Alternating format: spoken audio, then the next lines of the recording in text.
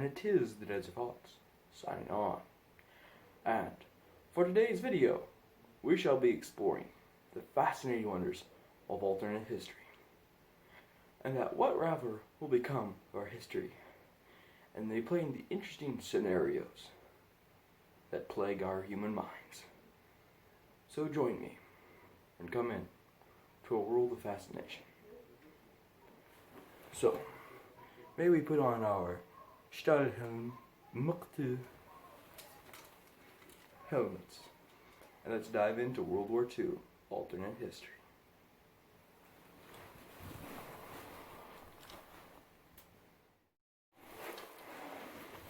And the purpose of today's video will be specifically to focus on the possible Cold War that could have plagued Germany and Japan the years following the Second World War.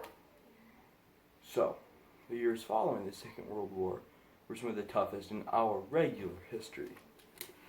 What then sparked off the famous Cold War between the Soviet Union and the United States of America. Now, what if the Axis one in particular?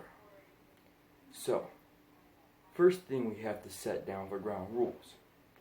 I will not be covering how Germany or Japan could win World War II possibly, because that deserves many videos and many topics just on that, including World War II's own scenarios and its alternate history timeline.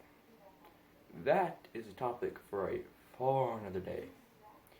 But I will be theorizing and assuming on leads that I have about the Germany and Japan Cold War. If you would like a deep, rich, and well-constructed lore about this, which does not, though, really, construct off of pure basis and reason, but it all is very interesting from a movie or show perspective, check out the, lore series, I guess you could call it, The Man in the High Castle. Or the books, Man in the High Tower, and there's a couple different variations of it.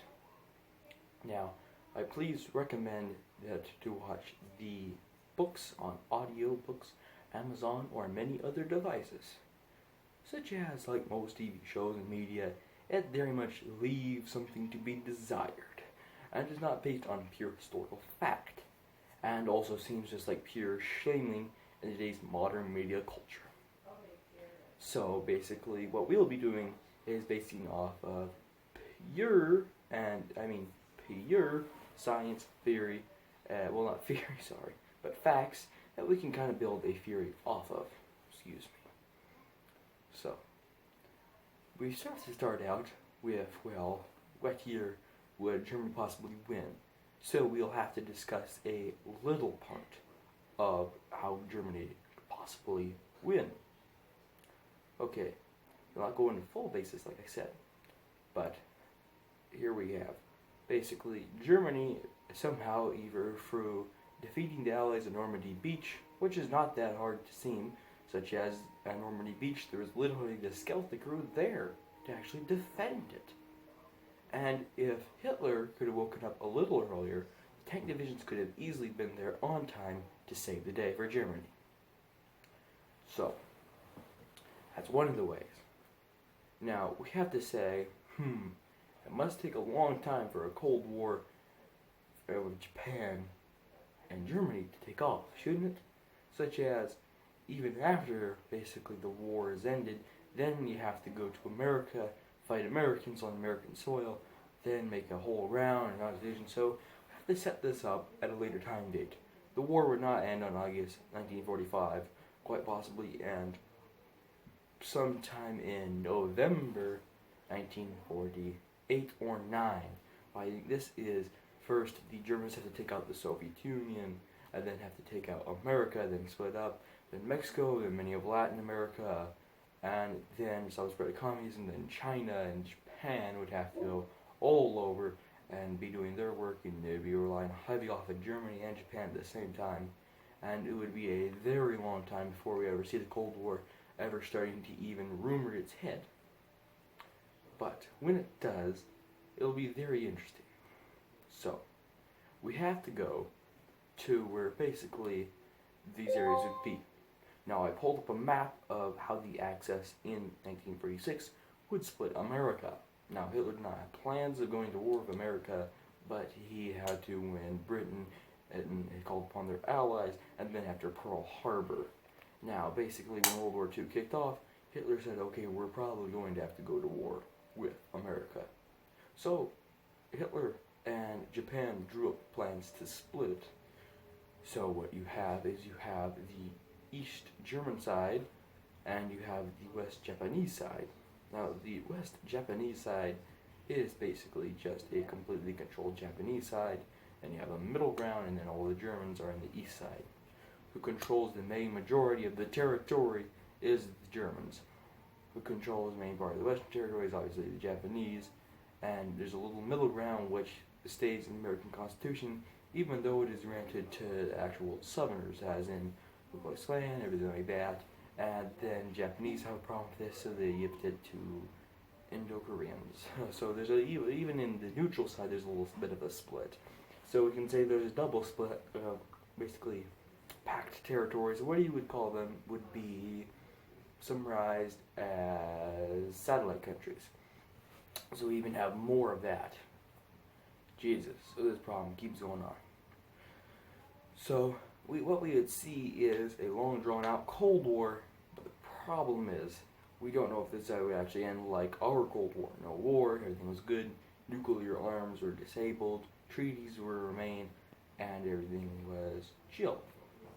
This alternate reality, due to Japan's high stakes imperialism and due to Germany's very rough and tough attitude, we could see a war between them. Now, you see there is a large problem with this, as in Japan might have seized nuclear weapons, and we for sure know that by the late end of World War II, this is argued over, but we have the facts and evidence to believe that Germany had a very successful nuclear project, but not successful enough. And we know they had the first ICBMs, thanks to the project's works of Hans Kammler and many other men who were basically, if you know what I'm talking about, in our space system and NASA. So we know that there's definitely geniuses who could make nuclear bombs in both sides.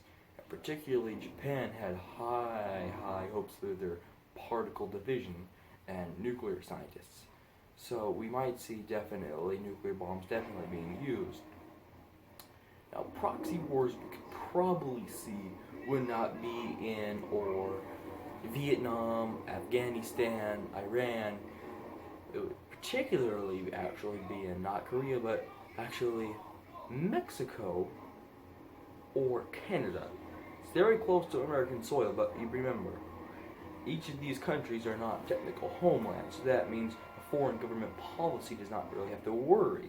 That means government back in Germany does not have to worry about it, and government back in Japan does not have to worry about it, because technically if you were a German citizen, it would feel like this war between some proxy war in Canada feels probably, I don't know, a million miles away.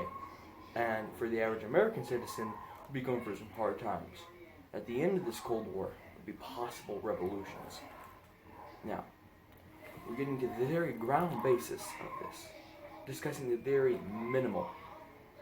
And remember, this is the very, very minimal to start this series. So, next thing we have, we have to see, what would be tactics and what would be used. Now, my theory is, so then, thanks to we have a relative summarization of that Canada would basically be having its own little guerrilla forces going through it.